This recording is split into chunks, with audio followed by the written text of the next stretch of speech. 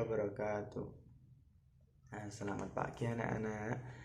Alhamdulillah pada hari ini kita bisa dipertemukan kembali untuk melanjutkan pembelajaran dari kemarin. Nah, sebelumnya bagaimana kabarnya? Alhamdulillah baik semua ya. Nah, sebelum melakukan pembelajaran pada hari ini, sebaiknya kita berdoa terlebih dahulu dipimpin oleh ketua kelasnya. Silakan. Amin. Semoga dengan berdoa tadi kita bisa diberikan kelancaran agar pembelajaran pada hari ini bisa menyenangkan dan mendapatkan ilmu baru. Amin ya rabbal alamin. Sebelumnya kita absen terlebih dahulu ya. Yang pertama, Vira hadir, Tony hadir, Anton hadir, Andi hadir. Tony udah. Oh, berarti hadir semua ya. Alhamdulillah.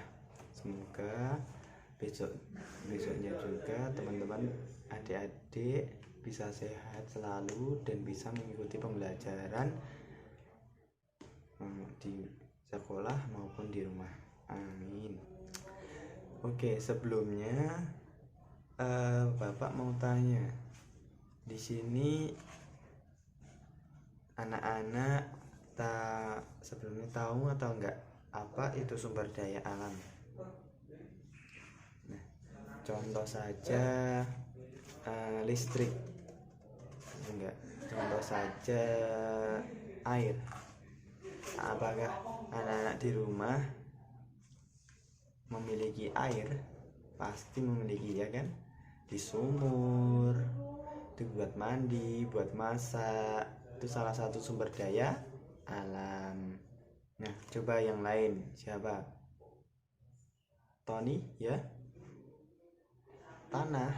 Oh ya, itu salah satu sumber daya alam juga. Itu tanah, itu buat kita berpijak di bumi, itu ada tanahnya. Itu kalau buat bahan bangunan itu juga ada pasir, ada tanah liat buat bata atau genteng. Oke, selanjutnya kita langsung masuk pembahasan sumber daya alam dan kegiatan ekonomi. Silahkan dibuka bukunya masing-masing, buku siswa ya, halaman 28. Nah, jika sudah, silahkan teman-teman membaca 5 menit sampai halaman 30. Nanti kita bahas bareng-bareng. Silahkan, saya tunggu 5 menit.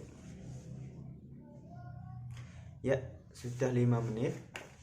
Silahkan kalian buka kembali. Bapak akan menjelaskan satu persatu apa itu namanya sumber daya alam dan lain sebagainya. Nah, yang pertama itu sumber daya alam. Apa yang disebut sumber daya alam tadi? Silahkan Vira, tadi apa yang kamu baca? Ya, bagus. Sumber daya alam adalah kekayaan alam yang terdapat di bumi. Pintar sekali. Nah, betul sekali yang dijawab oleh Vira tadi, bahwasanya sumber daya alam itu adalah kekayaan. Segala kekayaan yang ada di dalam bumi itu adalah sumber daya alam. Nah, sumber daya alam itu dibedakan menjadi 2. Yang pertama itu sumber daya alam dapat diperbarui dan sumber daya alam tidak dapat diperbarui. Nah, sumber daya alam dapat diperbarui itu contohnya tadi air, udara, dan tanah. Misalkan udara kok bisa diperbarui? Ya, karena udara itu di bumi itu tetap, jadi cuma beda hasilnya, misalnya oksigen, karbon oksida atau nitrogen atau argon, jumlahnya itu tetap. Jadi kita hirup, kita keluarkan juga. Kita menghirup oksigen, kita juga mengeluarkan karbon dioksida. Nah, lalu ada air dan tanah. Sebelumnya ada siklus air, itu silahkan dilihat pada halaman 30. Itu ada gambar 3.1 tentang terjadinya siklus hujan. Jadi yang pertama itu air menguap dari lautan lalu menjadi awan karena kondensasi oleh matahari, jadi mengembun menjadi awan, lalu menjadi es, semakin banyak menggumpal lalu langsung turun ke tanah. Seperti itu bisa dilihat. Lalu tanah itu merupakan sumber daya alam yang sangat penting bagi kehidupan. Tanah dapat diperbarui.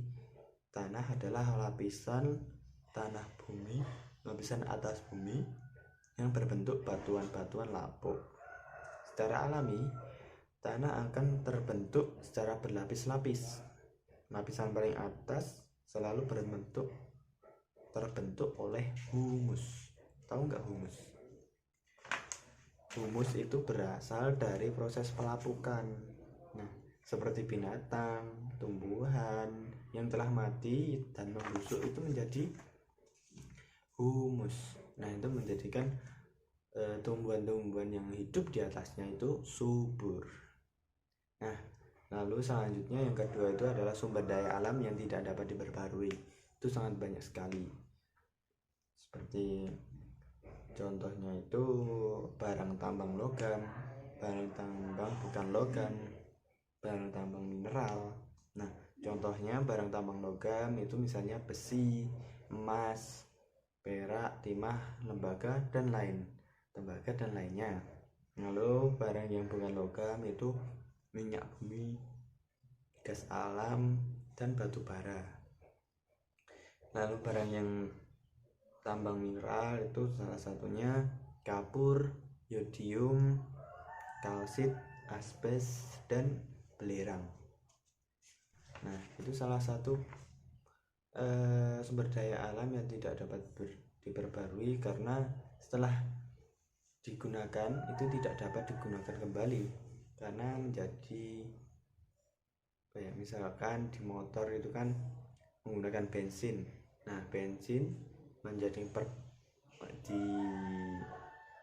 dipakai menjadi karbon dioksida dan gas-gas lainnya.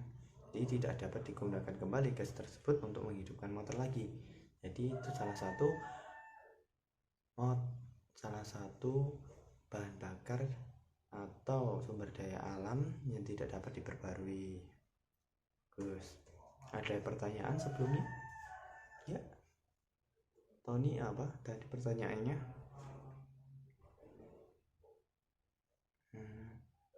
Ya betul. Jadi sumber daya alam, pertanyaan Tony tadi, sumber daya alam itu ada dua. Di sumber daya alam itu ada yang dapat diperbarui dan tidak dapat diperbarui. Kalau dapat diperbarui itu perbedaannya dapat diperbarui digunakan kembali atau bisa seperti hewan, misal kita makan ayam, nah besoknya kita ternak ayam lagi, itu kita bisa makan ayam lagi. Nah, itu salah satu sumber daya yang dapat diperbarui. Jadi bisa kita gunakan kembali atau kita buat kembali atau kita ternak kembali. Jadi salah satu bentuk sumber daya alam yang dapat diperbarui. Sedangkan sumber daya alam yang tidak dapat diperbarui ya itu tadi tambang logam, emas, bensin, batu bara dan lainnya. Oke. Nah, di sini ada tugas, itu silahkan dikerjakan. Tugasnya jelaskan masing-masing kegunaan sumber daya alam yang tidak dapat diperbarui dalam kehidupanmu. Tuliskan di selembar kertas, lalu nanti dikumpulkan di jam 12 ya. Kan masih jam 8, nanti dikumpulkan di atas meja Bapak untuk saya koreksi dan menjadi nilai tugas. Nah, untuk selanjutnya kita memasuki pada sumber daya alam dan persebarannya.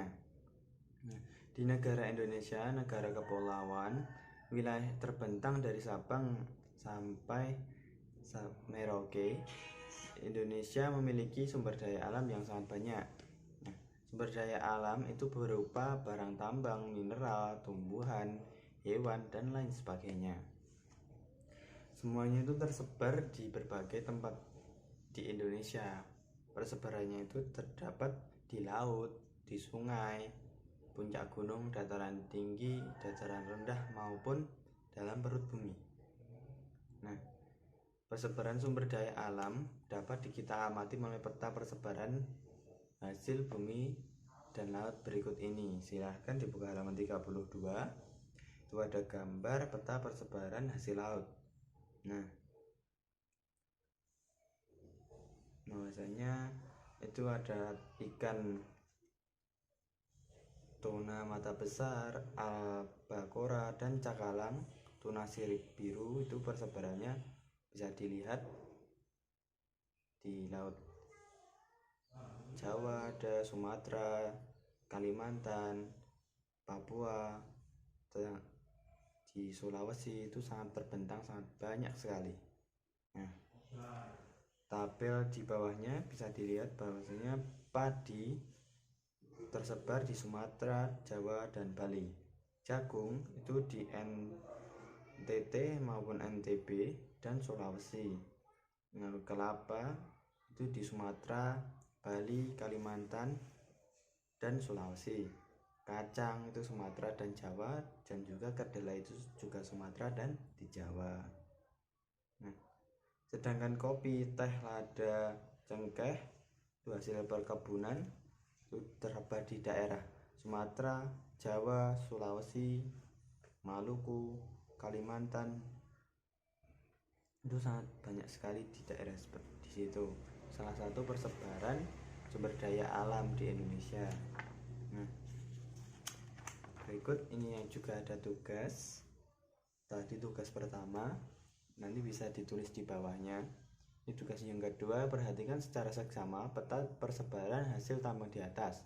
Buatlah tabel seperti di atas tentang persebaran hasil tambang di Indonesia. Nah, jadi kan tadi ada peta persebaran hasil tambang. Nah, silahkan itu dibuat tabel seperti hasil laut tadi, terus seperti perkebunan dan pertanian tadi. Jadi tabelnya itu nomor hasil laut lalu tersebar di belah mana, silahkan ditulis. Nanti dikumpulkan jam 12 juga nanti di atas meja saya. Selanjutnya ada hasil tambang. Indonesia itu merupakan negara yang kaya barang tambang. Barang tambang itu dimanfaatkan untuk memenuhi kebutuhan hidup. Barang tambang yang ada di Indonesia terdapat 3 jenis. Di antaranya barang tambang logam, bukan logam, dan mineral. Nah, selanjutnya kita memasuki yang poin C, manfaat sumber daya alam. Yang pertama, pemanfaatan sumber daya alam. Sumber daya alam harus dimanfaatkan sebaik mungkin. Dengan demikian, sumber daya alam tersebut dapat terus kita nikmati. Sumber daya alam yang ada di Indonesia, manfaatan pemenuhan hidup masyarakat Indonesia juga. Nah, salah satu pemanfaatan itu juga. Nah, yang selanjutnya itu poin C, manfaat sumber daya alam. Bisa dibuka pada halaman 33. Saya Bapak beri waktu 5 menit untuk membacanya. Silahkan dibaca. Nah, sudah selesai. Nah, Bapak akan menjelaskan sedikit saja, yaitu terfokus pada tabel 3.4 tentang manfaat sumber daya alam. Yang pertama itu asbes, itu bahan pembuat sumbu kompor dan kaos. Terus nomor 2 itu batu bara, itu bahan bakar pewarna dan pengawet kayu. Terus nomor 3 itu belerang, industri, obat-obatan dan korek api, dan selanjutnya sampai nomor 13 yaitu tembaga, peralatan untuk bahan perunggu.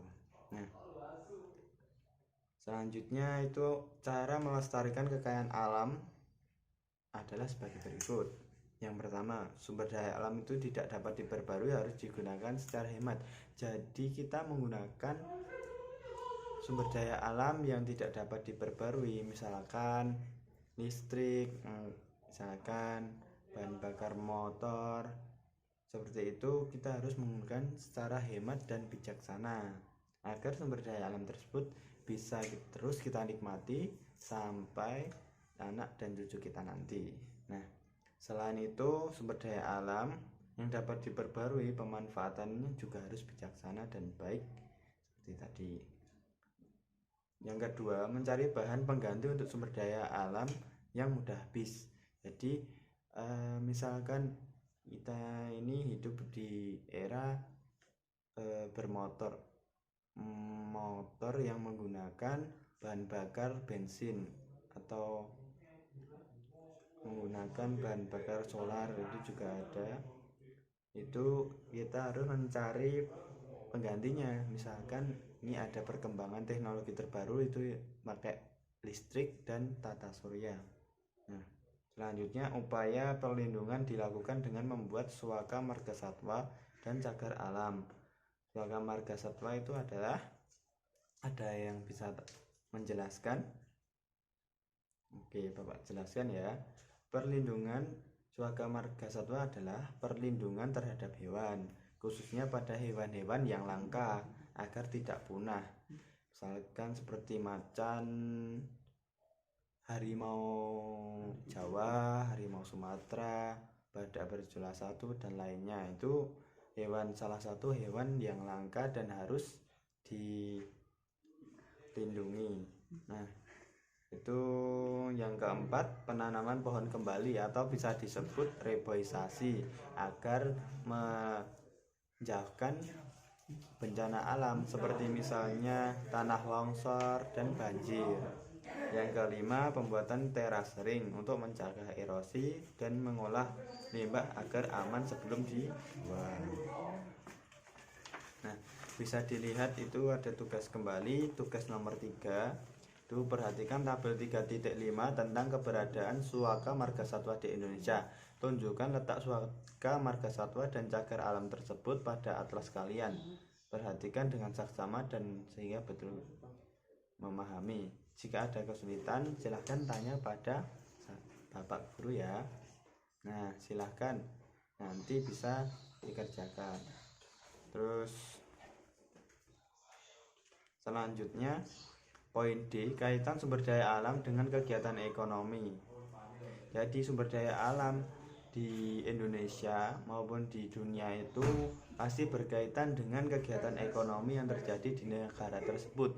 Misalkan di Indonesia itu tanahnya sangat luas, jadi pemanfaatannya dengan kegiatan ekonomi itu salah satunya pertanian, karena tanah di Indonesia itu sangat subur anak-anak, sangat subur. Karena untuk pertanian itu memang Indonesia itu dikenal negara agraris. Apa itu negara agraris? Ya, betul sekali Tony. Itu negara yang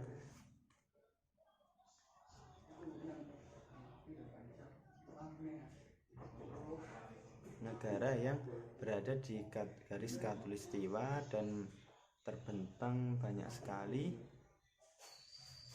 lautan, sehingga negara kita itu sangat subur. Oleh karena sebagian besar penduduk bekerja di bidang pertanian, kegiatan pertanian berguna untuk menyediakan kebutuhan pangan, jadi sangat berkaitan dengan kegiatan ekonomi. Nah, perikanan itu juga termasuk, karena Indonesia itu hampir sebagian besar yaitu pakai laut. Sebagian besar daerahnya itu laut, jadi perikanan ini juga sangat besar sekali. Karena perikanan di darat itu juga ada di danau atau di waduk ya, kalau di sini. terus laut itu juga banyak sekali. Selanjutnya kehutanan. Indonesia itu memiliki banyak hutan. Hal tersebut dikarenakan kondisi iklim yang menunjang, yaitu beriklim tropis. Di hutannya sangat subur sekali. Nah, yang selanjutnya itu ada pertambangan, terus perindustrian. Nah, pertambangan itu sangat berbagai banyak jenisnya. Kegiatan pertambangan adalah kegiatan pengambilan sumber daya alam yang ada di dalam perut bumi. Jadi batu bara, terus minyak bumi seperti itu digali dan dicari oleh tukang tambang seperti emas, batu bara, perak, bauksit, biji besi dan lain sebagainya. Nah, pemanfaatan tersebut digunakan untuk kegiatan ekonomi, salah satunya untuk industri, transportasi, dan lain sebagainya. Untuk perindustrian, industri merupakan kegiatan mengolah bahan mentah menjadi barang jadi. Salah satunya misalkan di sini itu pabrik kain. Nah, pabrik benang. Nah, itu benang itu berawal dari apa? Pohon kapas, lalu dijadikan benang, lalu dijadikan baju. Nah, dari pohon kapas, barang mentah, lalu dijadikan baju, barang jadi. Itu salah satu perindustrian. Baik, sudah habis materi yang sudah Bapak sampaikan. Ternyata sudah habis. Selanjutnya kita melakukan refleksi rangkuman bahwasanya pada hari ini kita melakukan kegiatan pembelajaran IPS kelas 3, IPS kelas 4 ya, maaf Bapak lupa, IPS kelas 4 ya, kelas 4 tadi tentang sumber daya alam dan pemanfaatannya yang tidak bisa diperbarui, tidak dapat diperbarui dan dapat diperbarui, lalu cara melestarikan gitu ya. Jadi banyak sekali rangkumannya sebagai berikut. Sumber daya alam terdiri atas sumber daya alam yang dapat diperbarui dan ada yang tidak dapat diperbarui. Sumber daya dapat diperbarui itu misalkan udara, air, tanah, tanaman. Adapun yang tidak dapat diperbarui misalkan emas, perak, batu bara, dan kalsit. Nomor 2, persebaran sumber daya alam dalam perut bumi dan di permukaan bumi. Persebarannya terdapat di berbagai pulau Indonesia. Seperti tadi, kopi itu terdapat di pulau mana, terus teh itu dapat di pulau mana, emas itu di pulau mana, bisa dicek kembali tadi. Nomor 3, kondisi alam akan mempengaruhi kehidupan manusia. Kondisi ekonomi, pedesaan, dan perkotaan itu berbeda. Hal tersebut disebabkan kondisi alam yang berbeda. Di desa cenderung tradisional, sementara di kehidupan di kota itu tercenderung modern. Nomor 4, sumber daya alam perlu dilestarikan. Hal tersebut sangat bermanfaat bagi kehidupan ekonomi dan kehidupan.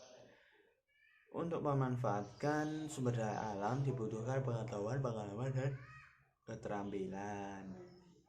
Nomor 5, kaitan sumber daya alam dengan manusia tercipta dalam kegiatan ekonomi. Di antaranya pertanian, perkebunan, perikanan, peternakan, dan perkembangan perhutanan dan perindustrian seperti tadi yang Bapak jelaskan. Nah, mungkin itu saja yang Bapak bisa sampaikan. Nah, kira-kira apakah ada pertanyaan teman-teman adik-adik di sini? Oh, tidak ada ya.